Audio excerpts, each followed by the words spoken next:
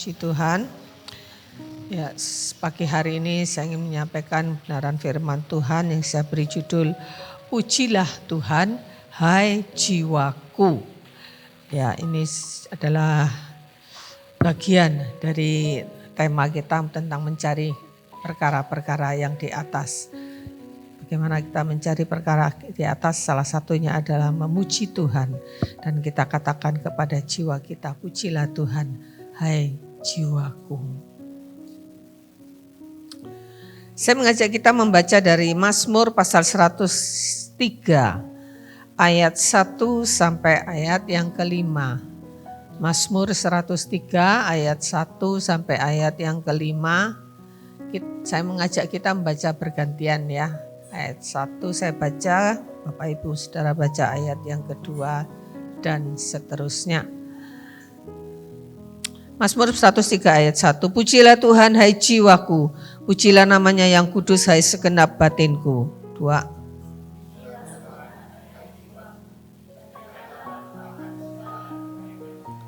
Dia yang mengampuni segala kesalahanmu, yang menyembuhkan segala penyakitmu.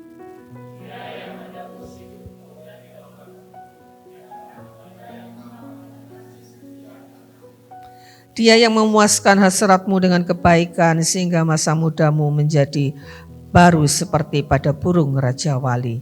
Ya, ini adalah Mazmur Daud. Ya, Daud ini terkenal sebagai pemuji, penyembah yang tiada duanya. Ya.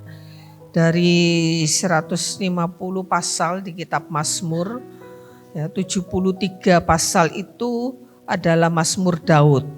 Yang lain ada Mazmur Bani Korah, Mazmur Bani Asaf, Mazmur dari Salomo, Mazmur dari Heman, ya, kemudian ada doa Musa, dan ada 49 lainnya itu yang tidak ada namanya, nonim, dan dimungkinkan bahwa ini juga ada di antaranya itu ada Mazmur-Mazmur Daud, ya.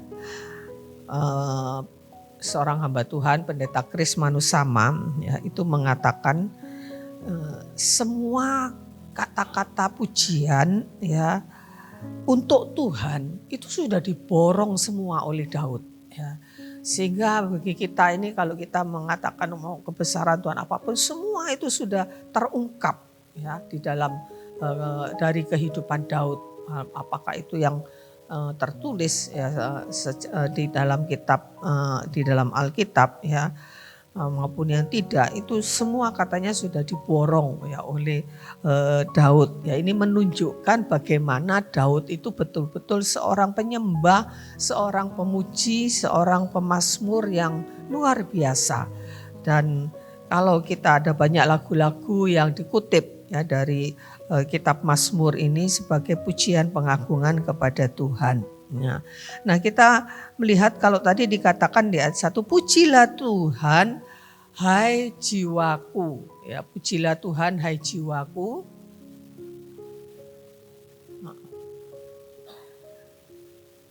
Pujilah Tuhan hai jiwaku, pujilah namanya yang kudus hai segenap batinku.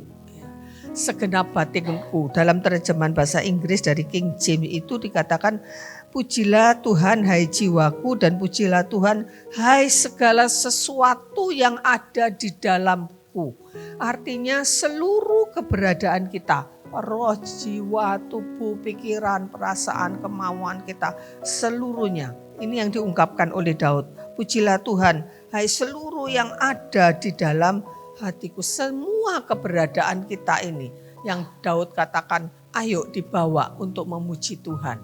Jadi memuji Tuhan ya bukan sekedar ungkapan kata-kata dari mulut kita ya, tetapi juga ungkapan dari isi hati kita, pikiran kita. Makanya ketika kita ada memuji Tuhan, mari kita memuji Tuhan dengan seluruh keberadaan kita, dengan pikiran kita, dengan kehendak kita, ya, dengan seluruh keberadaan kita, kita fokuskan ya di dalam kita memuji Tuhan. Karena apa? Karena memuji Tuhan itu bukan sekedar ritual, ya, bukan sekedar ritual, tetapi ungkapan yang tulus dari segenap hati, roh, jiwa, dan tubuh kita. ibadah kita bukan sekedar ritual, tetapi sebagai persembahan kehidupan kita kepada Tuhan. Bagaimana kita di dalam ibadah ini kita sungguh-sungguh untuk mempersembahkan sesuatu kepada Tuhan berupa ungkapan syukur kita, ungkapan isi hati kita. Ya, dan di dalam ibadah itu juga Tuhan memberikan kepada kita kebenaran firman-Nya. Tuhan tidak pernah datang dengan sia-sia. Ya, memuji Tuhan adalah bagian dari mencari perkara-perkara dari atas seperti yang saya katakan tadi. Nah sekarang untuk apa? Atau karena apa kita ini harus memuji Tuhan? Ya, mengapa sih Tuhan itu harus dipuji-puji? Ya, apakah karena ya Tuhan itu pribadi yang memang dia kepengen dipuji? Ya tidak, ya. Karena ada terlalu banyak alasan untuk memuji Tuhan, ya. Terlalu banyak alasan untuk memuji Tuhan, ya. Dan tidak ada satu alasan pun untuk tidak memuji Tuhan, ya. Tidak ada alasan untuk tidak memuji Tuhan, dan alasannya terlalu banyak, ya. Tidak bisa kita rinci alasan apa saja. Terlalu banyak alasan untuk memuji Tuhan, dan ingat tidak ada satu alasan pun yang bisa membuat kita tidak memuji Tuhan, ya. Karena apa? Karena keberadaannya, ya. Seluruh keberadaannya itu layak untuk mendapatkan pujian, pengagungan, penghormatan, pemuliaan tertinggi. Seluruh keberadaannya, hakikatnya, perbuatan-perbuatannya, semua yang ada di dalam diri Allah itu layak untuk mendapatkan pujian dan pengagungan. Nah, kita melihat di ayat yang pertama, pujilah Tuhan, hai jiwaku, pujilah namanya yang kudus, hai segenap batinku. Itu di ayat yang pertama. Ya, kita akan lihat nanti ayat per ayat. Umat Allah harus mengakui dan memahami kekudusan Allah, karena kekudusannya itu menjadi landasan utama, ya, bagi hubungan Allah dengan umatnya. Ya. Jadi umat Tuhan, kita orang-orang percaya harus mengakui, memahami kekudusan Tuhan, ya, dan kekudusan itu menjadi dasar bagaimana kita bisa membangun hubungan dengan Tuhan. Karena itu di dalam setiap kita beribadah, mari, Yesus mengatakan, ya, di dalam satu ayat di dalam Injil Matius katakan, kalau kamu mau mempersembahkan korban, ya, kamu harus menguduskan hatimu dulu. Kalau kamu ingat ada sesuatu, ya, di hati orang lain karena engkau tinggalkan persembahanmu, pergi berdamai dulu, ya. Artinya datang baru setelah itu kembali untuk mempersembahkan korban, ya. Bukan berarti nanti kalau kita sudah datang di sini mungkin tidak tidak ditafsirkan atau tidak diartikan secara benar-benar secara literal, ya. Ketika kita mau ibadah lalu kita ingat apa yang ada di hati saudaramu, ya, bukan hanya yang ada di hati kita. Kalau kita ingat ada sesuatu, wes dah nggak jadi ibadah dah, pulang aja. Nggak begitu juga, ya. Tapi kita bereskan, minta ampun sama Tuhan, baru kita melaksanakan ibadah. Karena itu mungkin perlu pemimpin pujian WL, ya, untuk mengajak jemaat, ya, sebelum menyembah Tuhan, sebelum memuji Tuhan, untuk berdiam diri sejenak, membereskan, ya, apa yang ada di hati kita. Karena tanpa kekudusan kita tidak bisa berjumpa dengan Tuhan, ya. Karena itu kalau kita mau memuji Tuhan, dan memuji Tuhan ini kan tidak dibatasi hanya ketika kita ibadah, ya, hanya ketika kita ada di satu persekutuan, ada di komsel atau di mana. Enggak, pujilah Tuhan segenap hatiku itu setiap waktu. Nah, setiap waktu berarti setiap waktu juga kita harus menjaga kekudusan hati kita. Karena itu menjadi dasar utama bagi hubungan kita dengan Tuhan. Di dalam Yesaya 59 ayat yang kedua dikatakan, yang merupakan pemisah antara kamu dan Allahmu ialah segala kejahatanmu, dan yang membuat dia menyembunyikan diri terhadap kamu sehingga ia tidak mendengar ialah segala dosamu. Jadi menjadi pemisah itu dosa, ya. Tuhan tidak pernah ingin terpisah, ya, dengan umatnya, dengan anak-anak yang dikasihinya, yang ditebusnya dengan harga yang mahal. Tuhan sama sekali tidak pernah ingin berpisah. Tuhan selalu ingin bersama-sama. ya, dan karena itulah ya Dia ingin kita ini untuk selalu ada di dekatnya. Tapi ada dosa yang menjadi penghalang, bukan Tuhan yang membuat larangan itu. Enggak, kamu enggak boleh. Nah, bukan kemauan Tuhan, tapi dosa itu enggak mau menghalangi kita. Ya, menghalangi kita untuk kita bisa berjumpa dengan Tuhan. Ya, karena itulah perlu adanya pemberesan, pengakuan.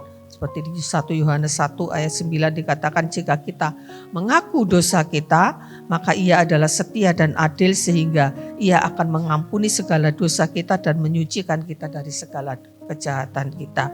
Ya, kita harus datang kepada Tuhan dengan pengakuan dulu, pengakuan apa yang masih menjadi dosa yang ada di dalam hati kita. Bereskan. Itu perlu dilakukan setiap waktu, karena setiap waktu kita butuh Tuhan, setiap waktu kita butuh berhubungan dengan Tuhan.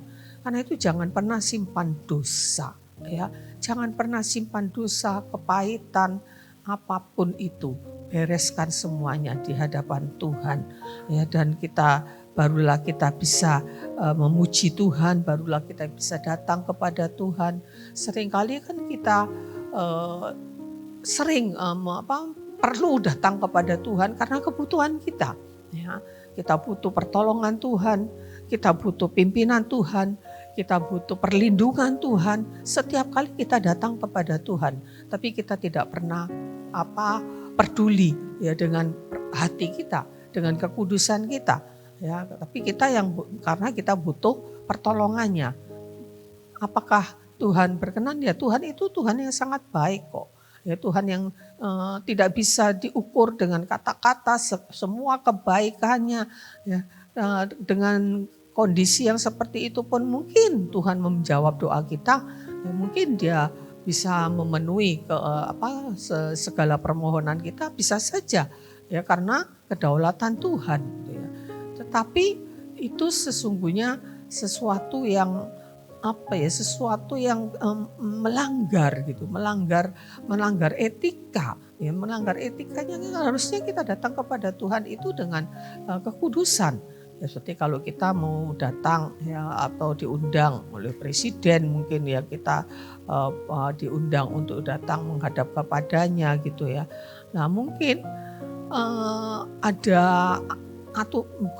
pasti ada aturan-aturan tertentu ya yang ditetapkan, ya, pakaiannya juga harus bagaimana, dia harus melewati protokoler, ya, kepresidenan tidak bisa sembarangan, ya, harus melakukan atau harus memakai pakaian ini, ya, harus melakukan ini dan itu, ya, itu sebuah etika, sebuah persyaratan gitu ya.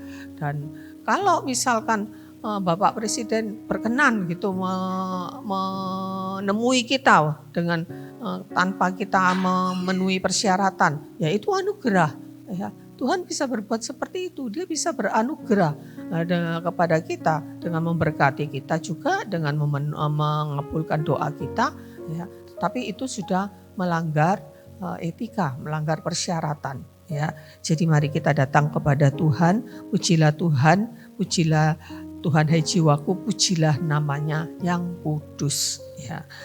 Dan kemudian kita melihat bagian berikutnya, pujilah Tuhan, hai jiwaku, dan ayat yang kedua, jangan lupakan segala kebaikannya. Ya, pujilah Tuhan, hai jiwaku, dan jangan lupakan segala kebaikannya. Saya ambil dari terjemahan firman Allah yang hidup, ya, dan tidak melupakan segala kebaikannya kepadaku. Ya, sebetulnya dari terjemahan ini itu lebih masuk akal ya. Karena apa? Dikatakan tadi itu ayat 1 itu seperti kita berbicara kepada jiwa kita kan. Ku, ya. Kata ganti orangnya itu ku. Pujilah Tuhan, hai jiwaku. Pujilah namanya yang kudus, hai segenap batinku. Ya. Dan janganlah lupakan segala kebaikannya. Dalam firman Allah yang hidup dikatakan, jangan melupakan segala kebaikannya yang kepadaku. Artinya aku tidak akan melupakan segala kebaikannya kepadaku. kebaikan Tuhan itu terlalu banyak, terlalu besar, tidak terukur, tidak terbatas, tidak terpahami, dan tidak tergantung kepada keadaan di luar dirinya. Ya, tidak tergantung kepada bagaimana manusianya itu, ya, bagaimana orang-orangnya yang memuji Tuhan itu, kebaikan Tuhan itu tetap diberikan. Di dalam Injil Matius pasal 5 ayat yang ke-45 itu menyatakan kebaikan Tuhan, karena dengan demikianlah kamu menjadi anak-anak Bapakmu yang di surga. Kemudian diberi keterangan bahwa Bapakmu yang di surga itu menerbitkan matahari bagi orang jahat dan orang yang baik, dan menurunkan hujan bagi orang benar dan bagi orang yang tidak benar. Jadi inilah kebaikan Tuhan. Bagi orang yang jahat pun Tuhan memberikan matahari, Tuhan memberikan hujan. Ini anugerah, ya, apalagi bagi anak-anaknya. Nah, kita sebagai umat Tuhan, sebagai anak-anak Tuhan, kita adalah penerima kebaikan Tuhan yang terbesar. Ya, bukan sekedar matahari dan hujan. Ya, bukan sekedar itu kebaikan Tuhan yang kita terima. Coba kalau kita mau merenung sejenak, kebaikan-kebaikan Tuhan apa saja yang sudah kita terima. Yang pasti anugerah terbesar, pengampunan dosa yang Dia berikan kepada kita. Dan kita dilayakkan untuk menjadi anak-anaknya, dari yang budak dosa dijadikan anak oleh Tuhan dengan pengorbanan yang sangat mahal. Tidak bisa dibayar dengan emas dan perak, tetapi harus dibayar dengan darah yang mahal, dan itu Dia lakukan. Itu kebaikan terbesar yang kita terima. Belum lagi berkat Tuhan, ya. Ada nyanyian zaman dulu, ya. Hitung berkatmu satu-satu, hitung semua janganlah lupa. Bisa kita menghitung berkat Tuhan sepanjang umur hidup kita? Tidak bisa, terlalu banyak, tidak bisa terhitung. Ya, kasihnya kepada kita, jawaban-jawaban doa, pertolongannya, nafas hidup yang kita bisa hirup setiap hari sehingga kita masih bisa hidup hari ini. Kebaikan Tuhan tidak bisa kita ukur. Namun seringkali justru umat Tuhan melupakan kebaikan Tuhan. Banyak yang kita lupa kebaikan Tuhan. Ya, karena apa? Ya, karena Tuhan itu memang pribadi yang tidak kasat mata, tidak terlihat secara jasmani, sehingga kadang kita nih lupa akan adanya Tuhan. Ya kan? Kita menjalani rutinitas hidup, menjalani kronos, ya, waktu-waktu yang berjalan, ya, kita lupa dengan kebaikan Tuhan. Ya, itu sesuatu hal yang sangat bisa terjadi di dalam kehidupan kita, ya, karena Tuhan itu tidak terlihat.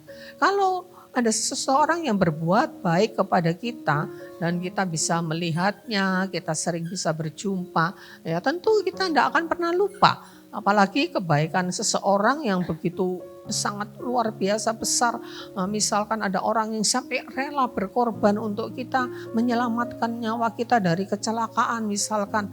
Lalu ketika kita berjumpa dengan orang itu tidak akan pernah lupa. Tetapi kebaikan Tuhan mungkin seringkali kita lupa. Ya, karena apa? Karena Tuhan tidak terlihat dengan mata kita, tidak kelihatan. Yang kedua, karena manusia itu punya akal budi, ya, punya kepintaran, punya kemampuan, punya kekuatan untuk melakukan banyak hal, sehingga bisa melakukan apa yang dibutuhkan, ya, bisa melakukannya sendiri. Ya. Kalau kita misalkan setiap hari kita beraktivitas, ya, tanpa kita berdoa, tanpa kita minta pertolongan Tuhan, ya Tuhan itu kasih kita akal budi, Tuhan kasih kekuatan, kita bisa melakukannya kan. Nah, segala rutinitas kita tanpa kita berdoa, minta pertolongan Tuhan, tanpa sadar gitu ya, kita merasa kita bisa kok melakukannya. Padahal sesungguhnya itu semua bisa terjadi karena kebaikan Tuhan. Ya, apapun itu. Kalau kita masih bisa beraktivitas, masih bisa hidup hari ini, semua karena kebaikan Tuhan.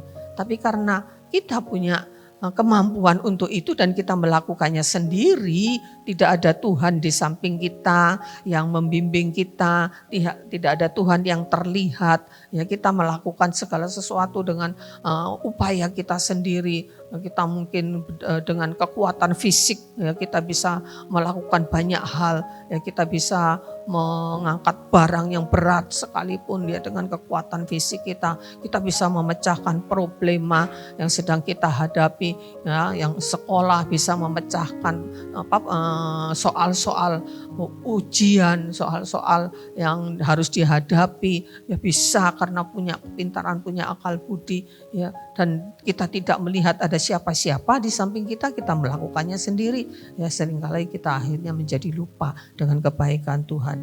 Dan kemudian karena kita sering sibuk dengan perkara-perkara di bumi ya, karena sibuk ya dengan perkara-perkara di bumi. Minggu lalu kita mendengar apa itu perkara-perkara di bumi ya, bagaimana karakteristiknya apa perkara-perkara yang di bumi. Sekali orang sibuk karena memang hidupnya masih di dunia.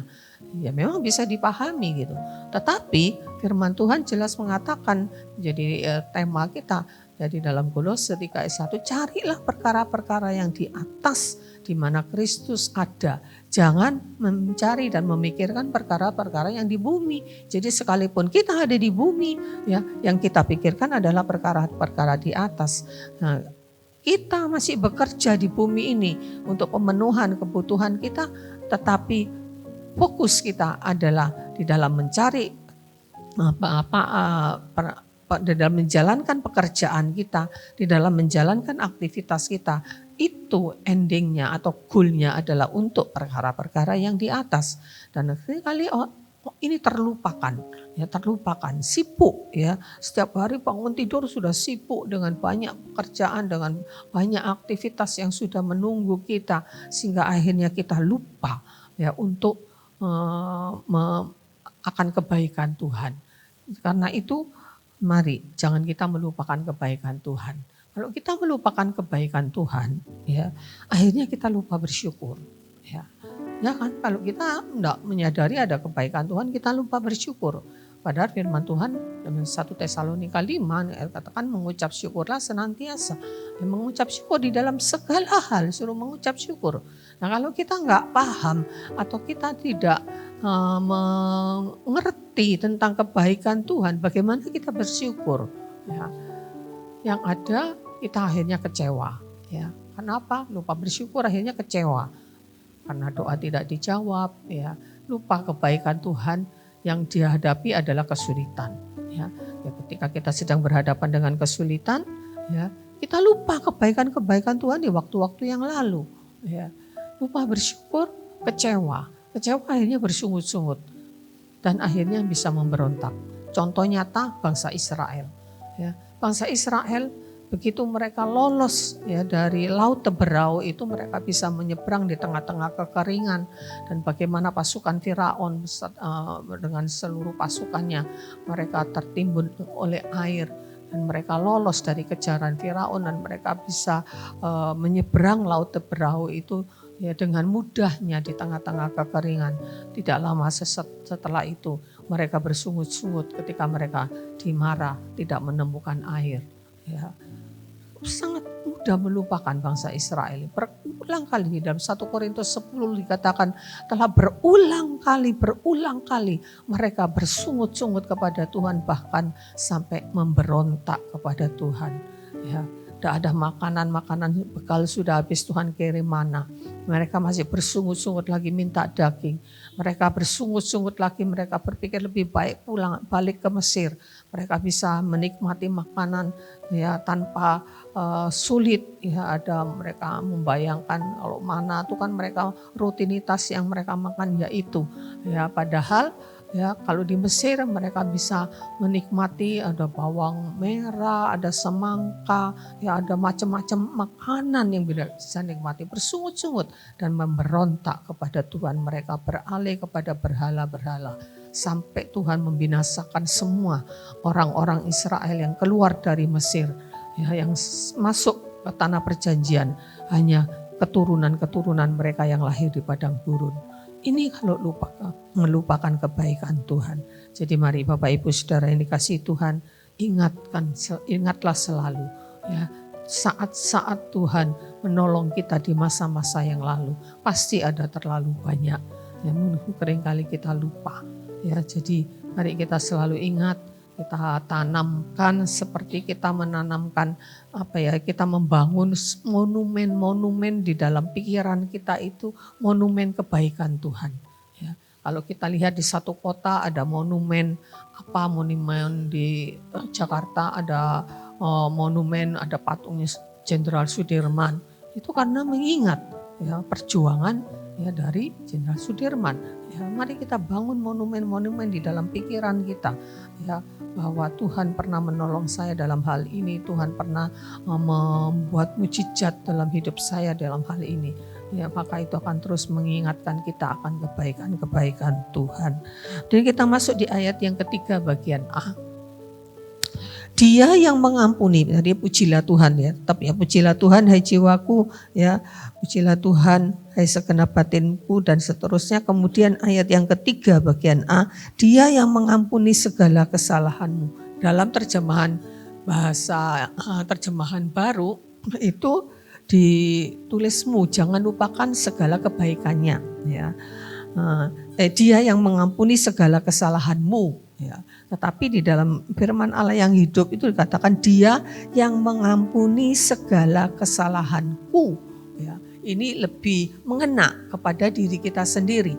Dia yang mengampuni segala kesalahanku. Ya, ayat yang ke-10 lanjutan dari Mazmur 103 itu kalau kita baca seterusnya itu tentang kebaikan Tuhan. Di ayat yang ke-10 itu dikatakan tidak dilakukannya kepada kita setimpal dengan dosa kita. Kalau setimpal dengan dosa kita, kita harus binasa ya. Dan tidak dibalasnya kepada kita setimpal dengan kesalahan kita.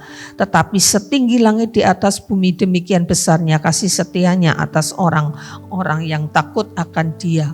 Sejauh timur dari barat, demikianlah dijauhkannya daripada kita pelanggaran kita.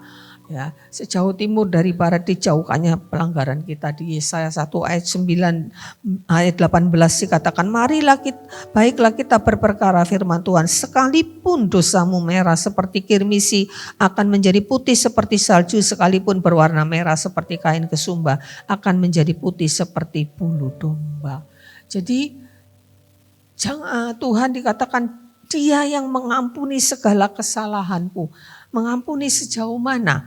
Ya, tidak ada dosa ya sebesar apapun yang tidak bisa Dia ampuni. Dosa yang terbesar apapun ya, yang dianggap dosa terbesar, tidak ada yang tidak bisa diampuni. Ya. Lalu kita berpikir, oh kalau begitu ya kita berdosa saja. Ya, dosa itu nikmat. Ya, kalau enggak ada orang mau berbuat dosa. Ya, dosa itu seringkali menarik, menyenangkan. Ya kan kalau orang itu saya pernah baca satu buah pernyataan, dosa yang tidak menyenangkan itu dosa iri hati. Karena itu seperti tidak enak di dalam hati. Ya, iri melihat orang hatinya jadi enggak enak, mendongkol ya, dan menyimpan kebencian. Ya, melihat orang tidak. Tapi dosa-dosa yang lainnya itu bisa mendatangkan kenikmatan. Ketika orang itu menyakiti sesamanya, dia merasa puas. Ya, ketika dia orang yang merampok, dia senang karena dia dapat hasil rampokan. Ya, kalau nggak ditangkap. Ya, ketika orang itu berzina, itu mendatangkan kenikmatan. Ya, banyak dosa-dosa itu yang mendatangkan kenikmatan, sehingga orang itu mudah melakukannya. Ya, lalu apa kita berpikir? Ya nggak apa-apalah. Ya. Kita berbuat dosa saja, nanti kan Tuhan mengampuni. Dikatakan Dia yang mengampuni segala kesalahanku. Ya, Dia mengampuni kok. 1 Yohanes 1 yang ayat 9 yang kita baca, ketika kita datang kita mengaku, ya maka darah Yesus yang tertumpah 2000 tahun yang lalu itu masih berkuasa untuk mengampuni dosa kita di masa kini. Ya, lalu apa kita bisa bebas berbuat dosa? Ya, karena Dia Maha Pengampun. Dan dosa kita sebesar apapun bisa diampuni, ya Kita baca di dalam Roma 6 ayat yang ke-15. Jadi bagaimana? Apakah kita akan berbuat dosa karena kita tidak berada di bawah hukum Taurat? Kalau di bawah hukum Taurat zaman Israel dulu tidak bisa macam-macam. Ketahuan berzina dirajam dengan batu sampai mati. Ya, mereka ketahuan melakukan segala sesuatu yang berdosa langsung ya dihakimi, tidak perlu lewat proses pengadilan. Ya, mereka langsung diseret, dibawa ke imam, di rajam batu sampai mati kalau ada orang yang kedapatan berzina. Ya, kita tidak di bawah hukum Taurat, ya, tetapi kita ada di bawah kasih karunia. Nah, tadi kan dikatakan apakah kita akan berdosa karena kita tidak di bawah hukum Taurat? Rasul Paulus mengatakan sekali-kali tidak. Sekali-kali tidak. Apakah kamu tidak tahu bahwa apabila kamu menyerahkan dirimu kepada seseorang sebagai hamba untuk mentaatinya, kamu adalah hamba. Orang itu yang harus kamu taati baik dalam dosa yang memimpin kamu kepada kematian maupun dalam ketaatan yang memimpin kamu kepada kebenaran. Ya. Tetapi syukur kepada Allah. Tolong diklik. Ya, tetapi syukur kepada Allah, dahulu memang kamu hamba dosa, tetapi sekarang kamu dengan segenap hati telah mentaati pengajaran yang telah diteruskan kepadamu. Kamu telah dimerdekakan dari dosa dan menjadi hamba kebenaran. Ya. Lalu apakah kita akan berdosa karena kita tidak di bawah hukum Taurat lagi? Sekali-kali tidak, kata Rasul Paulus. Tidak. Ya, apakah kamu tidak tahu kalau kamu sudah menjadi hamba Kristus, sudah dimerdekakan dari dosa, kamu adalah hamba Kristus dalam hal apapun kamu harus tunduk kepada Kristus. Ya, kalau Kristus itu menyuruh kita melakukan sesuatu, apapun harus dilakukan kalau memang itu hamba. Nah, kalau Kristus menyuruh kita mencuri, ya harus kita lakukan. Tapi pasti Kristus tidak akan menyuruh kita melakukan hal-hal yang berdosa. Ya, itu hanya sebagai satu perbandingan gitu ya, satu gambaran gitu. Artinya kita tunduk total 100% kepada Kristus. Ya, karena kita adalah hamba Kristus dan kita sudah dimerdekakan dari dosa dan menjadi hamba kebenaran. Bagaimanapun kita harus tunduk kepada kebenaran itu. Ya, apapun resikonya. Ya, jadi kita tidak ada alasan bagi kita untuk melakukan perbuatan dosa. Nah, kita menginjak ke ayat yang keempat B. Pujilah Tuhan hai jiwaku, ya, pujilah namanya yang kudus hai segenap batinku, dan seterusnya. Kemudian ayat yang keempat, Dia yang menebus hidup. Kalau dalam terjemahan baru dikatakan hidupmu, tetapi dalam terjemahan firman Allah yang hidup katakan Dia yang menebus hidupku dari lubang kubur. Ya, menebus hidupku dari lubang kubur. Ya, di dalam Roma 6 ayat 23 dikatakan sebab upah dosa ialah maut, tetapi karunia Allah ialah hidup yang kekal dalam Kristus Yesus Tuhan kita. Ya, inilah yang berlaku bagi kita. Ya, Dia yang menebus hidup kita dari lubang kubur, membebaskan kita dari akibat dosa yaitu maut. Ya, kita terbebas dari maut.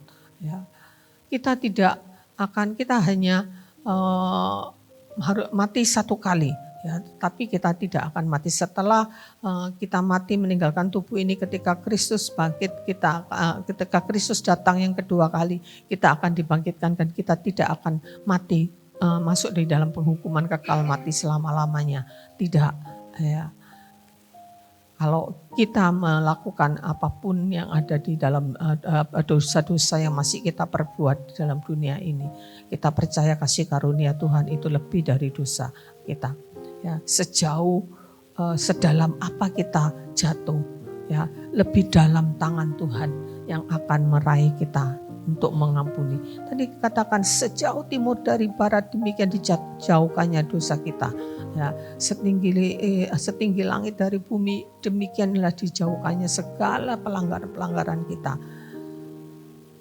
Dia mengampuni semua dosa kita. Ya. Bagaimana kalau kita tidak bertobat? Tuhan punya cara bagaimana membuat kita bertobat.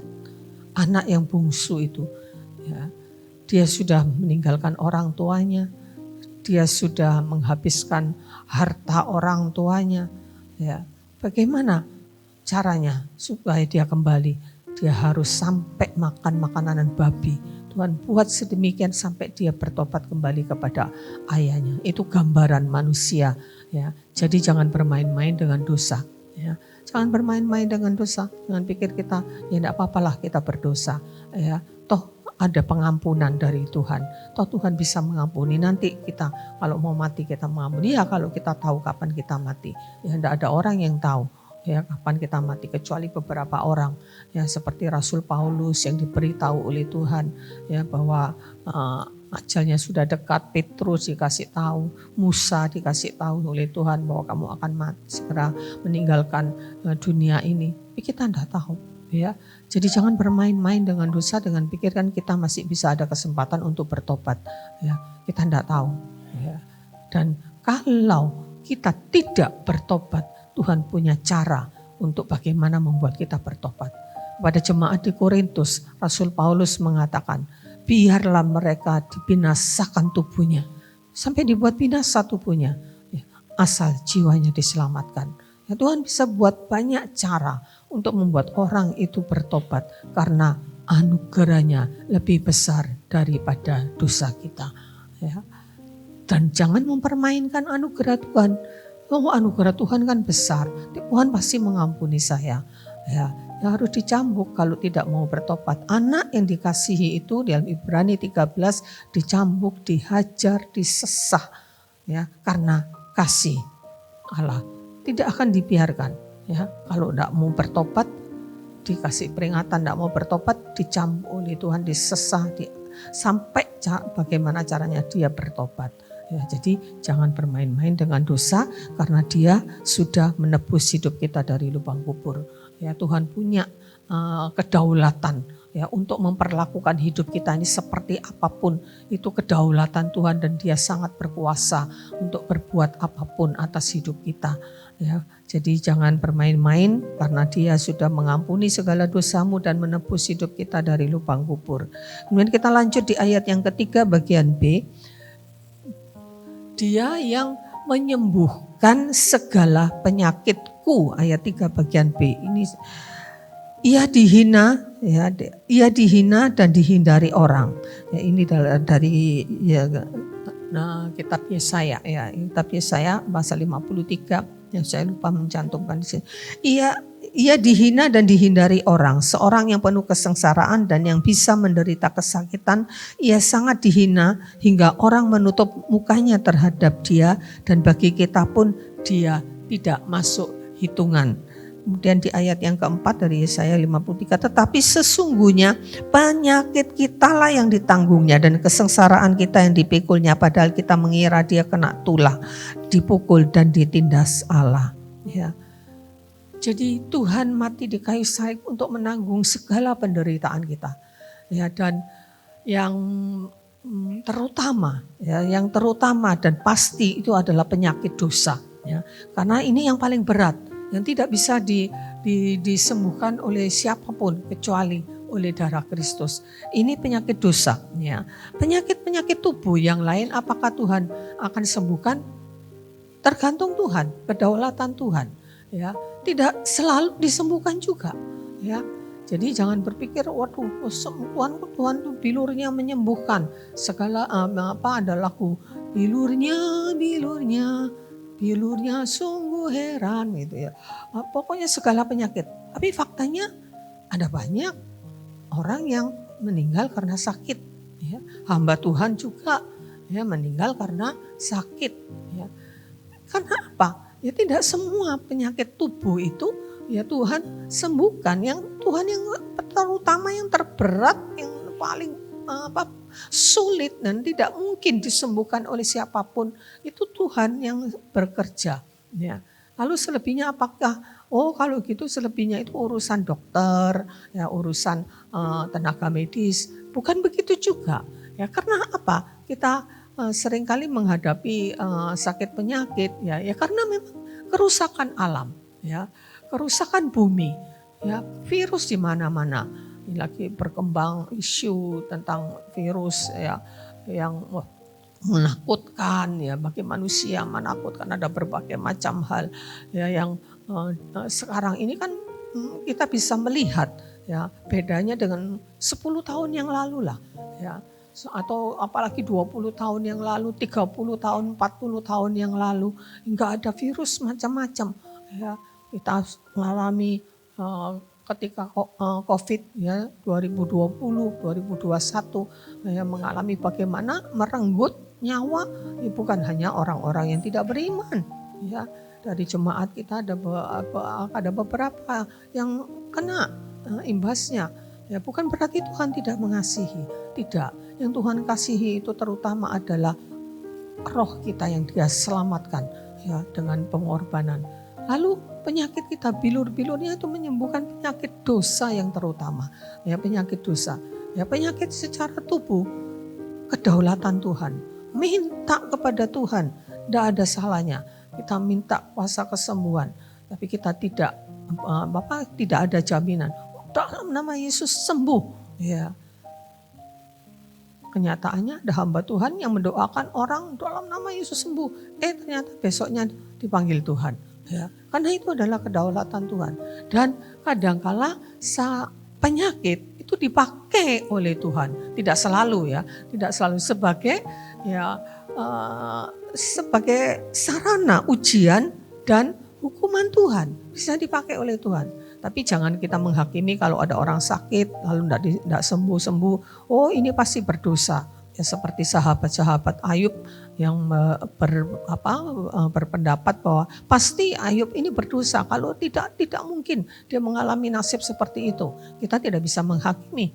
Ya kalau ada orang sakit lalu tidak disembuhkan oleh Tuhan, sudah didoakan ya masih juga tidak sembuh. Ya jangan kita menghakimi. Oh ini pasti karena hukuman Tuhan. Kita tidak bisa menghakimi karena kita bukan maha tahu ya. Nah, mungkin penyakit itu ya karena faktor usia bisa terjadi, karena faktor kesalahan dirinya sendiri ya yang tidak bisa menjaga kesehatannya bisa terjadi. Jadi jangan kita menghakimi, tetapi itu bisa ya dipakai oleh Tuhan sebagai sarana untuk tadi mencambuk itu.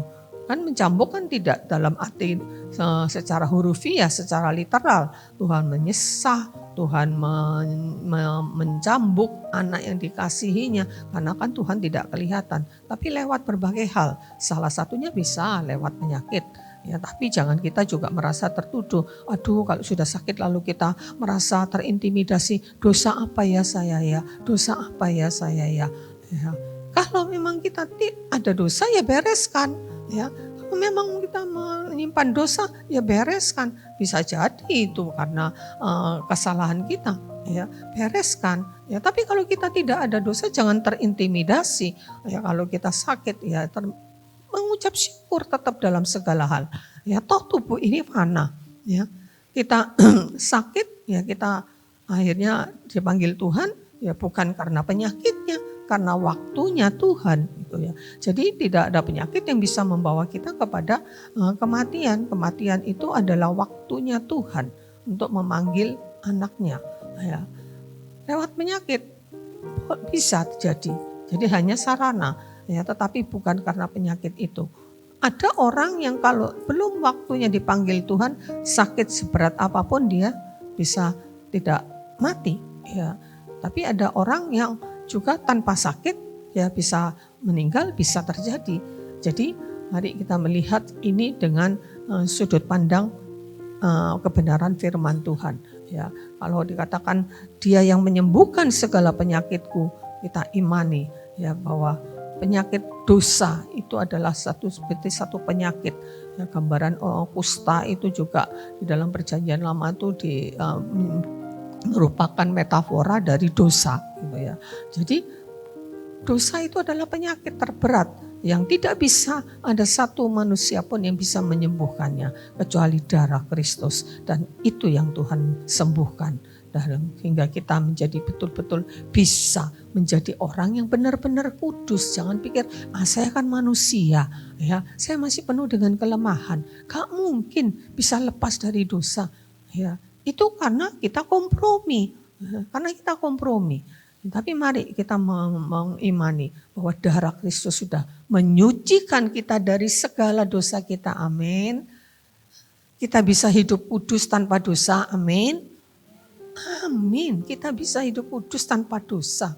Ya, jangan selalu kompromi. Selama kita kompromi, kita tidak akan pernah sampai kepada kesempurnaan itu. Karena kita selalu kompromi. Ya maklumlah, ya bohong-bohong dikit, ya maklumlah. Karena kita masih manusia. Selama kita masih itu menjadi standar kita, ya kita tidak akan sampai kepada kesempurnaan. Tapi ketika ya kita mengaminkan dan kita menghidupi korban Kristus itu menyucikan kita dari segala dosa kita. Dosa yang merah seperti karmisi sekalipun akan menjadi putih seperti bulu domba. Ya, kita bisa lepas dari dosa apapun. Ya, kita lanjut di bagian yang berikutnya. Di ayat yang keempat B, dia yang memakotai aku. Ya, saya pakai kata aku. Ya. Dia yang memakotai aku dengan kasih setia. Ya, dia yang memahkotai aku dengan kasih setia dan rahmat ayat 4b, kemudian lanjut ayat 5a, dia yang memuaskan hasratku dengan kebaikan. Ya, memahkotai di dalam firman Allah yang hidup juga di dalam terjemahan bahasa Indonesia masa kini itu melimpahi. Ya, melimpahi kita dengan kasih setia dan rahmat, dengan segala kebaikan. Dia yang memuaskan hasratku. Ya, dalam firman Allah yang hidup dikatakan dia yang memenuhi hidupku. Ya, di dalam King James dikatakan dia yang memuaskan. Dia yang memuaskan hasratku dengan kebaikan. Artinya Tuhan itu memulihkan kekuatan dan menyegarkan kita sehingga kita bisa menjalani hidup dengan semangat dan kekuatan baru seperti burung Raja Wali yang kuat. Dia yang memuaskan hasratku dengan kebaikan sehingga masa mudaku menjadi baru seperti pada burung Raja Wali. Ya, jadi Tuhan memulihkan kekuatan, menyegarkan kita setiap hari, setiap saat. Nah, kita bisa hidup di dalam kesegaran rohani, ya, sehingga kita memiliki kekuatan seperti burung Raja Wali. Ya, dan itu adalah bagian kita. Ya, Tuhan sudah memberikan segala karunia yang baik. Jadi mari kita imani ya bahwa dia memahkotai, melimpahi kita dengan kasih setia. Artinya kesetiaan rahmat Tuhan, kebesaran, kebaikan Tuhan itu menyertai kita setiap hari, setiap detik di dalam perjalanan hidup kita. Ini adalah satu anugerah yang sangat besar dalam hidup kita. Kita dilimpahi dengan kebaikan-kebaikan Tuhan setiap saat. Mari kita imani itu. Ya, jangan pernah kecewa, jangan pernah bersedih. Ya sedih dalam kalau kita menghadapi sesuatu masalah, sedih sesaat itu manusiawi. Tapi jangan berkelanjutan. Khawatir sesaat itu manusiawi. Tapi jangan khawatir. Jangan hidup dalam kekhawatiran. Ya, karena apa? Tuhan melimpahi kita dengan kasih setia dan rahmat. Ya. Nah, kemudian saya ingin masuk dalam satu bagian ya bahwa di mana ada Tuhan, ya itu di mana ada Tuhan itu selalu ada puji-pujian. Kalau pemazmur Daud ini selalu memuji Tuhan. Ya, di padang penggembalaan dimanapun dia memuji Tuhan, dia bermain kecapi memuji-muji Tuhan. Di mana ada Tuhan di situ ada pujian. Di Mazmur 22 ayat yang keempat dikatakan padahal engkaulah yang kudus yang bersemayam di atas puji-pujian orang Israel. Jadi Tuhan itu bersemayam di atas puji-pujian umat orang Israel, di atas puji-pujian kita orang-orang percaya. Jadi pujian menjadi tempat pertemuan antara Allah dan manusia. Ya, antara Allah dan manusia. Tapi jangan salah konsep. Ya, jangan salah konsep. Nah, seringkali orang berpikir wah ya kita memuji Tuhan, nanti Tuhan hadir. Ya, mari kita memuji Tuhan. Tuhan hadir di tengah-tengah kita. Tidak, itu konsep kafir. Itu konsep penyembahan berhala. Ya. Tuhan justru di dalam kekristenan itu di dalam konsep kita dengan Tuhan bukan seperti kebanyakan yang orang pahami.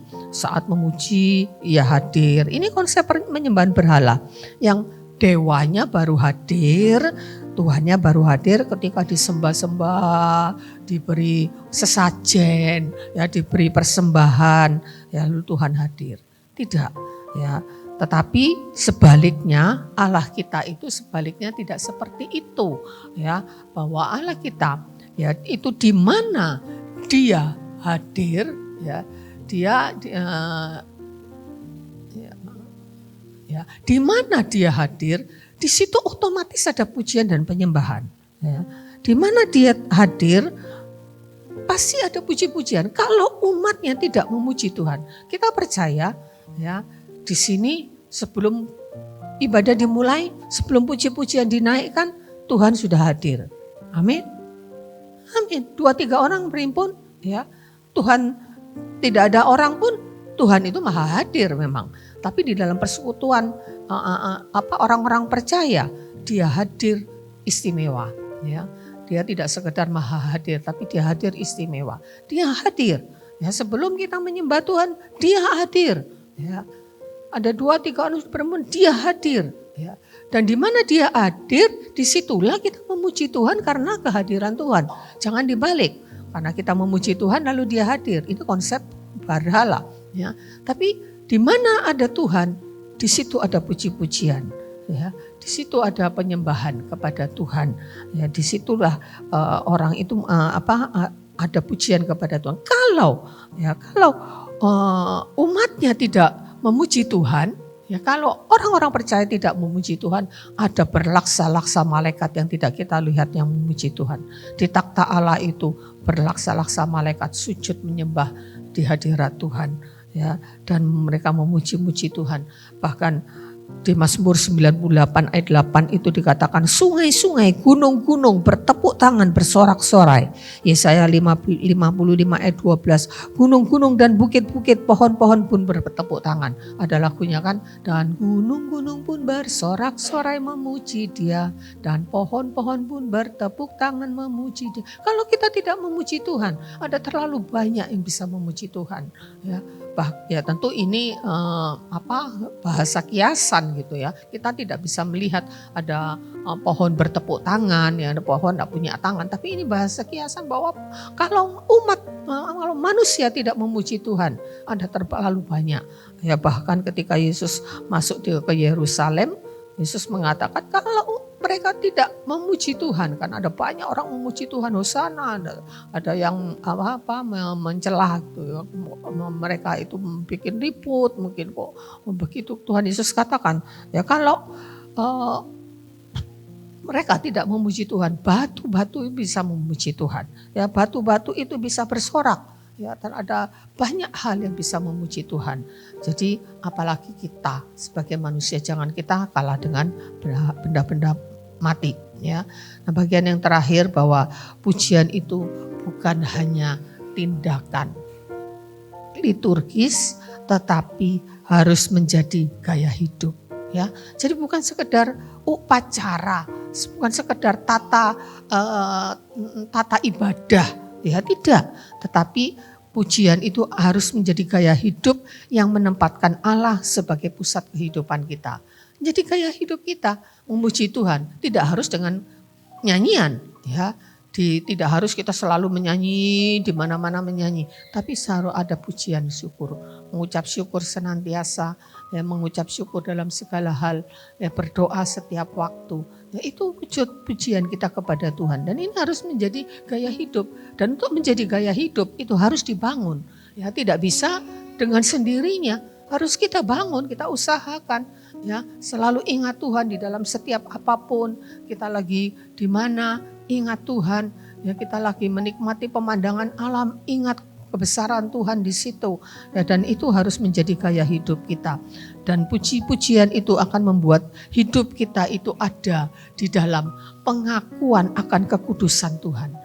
Ya, dengan kita memuji Tuhan, ya, kan pujian tadi kan kekudusan itu dasar dari hubungan manusia dengan Tuhan. Dengan kita memuji-muji Tuhan, membuat kita hidup di dalam pengakuan akan kekudusan dan pemerintahan Allah terlepas dari keadaan yang kita hadapi.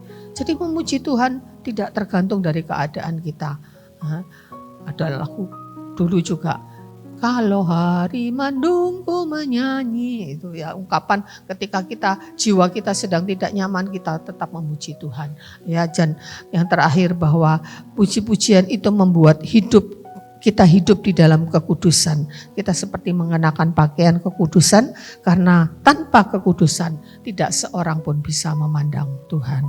Jadi mari Bapak Ibu sekalian, mari katakan kepada jiwamu, ya, katakan pujilah Tuhan hai jiwaku. Mari kita ucapkan sama-sama kalimat ini, pujilah Tuhan hai jiwaku. 1, 2, 3. Ya, katakan kepada jiwa kita, pujilah Tuhan. Amin.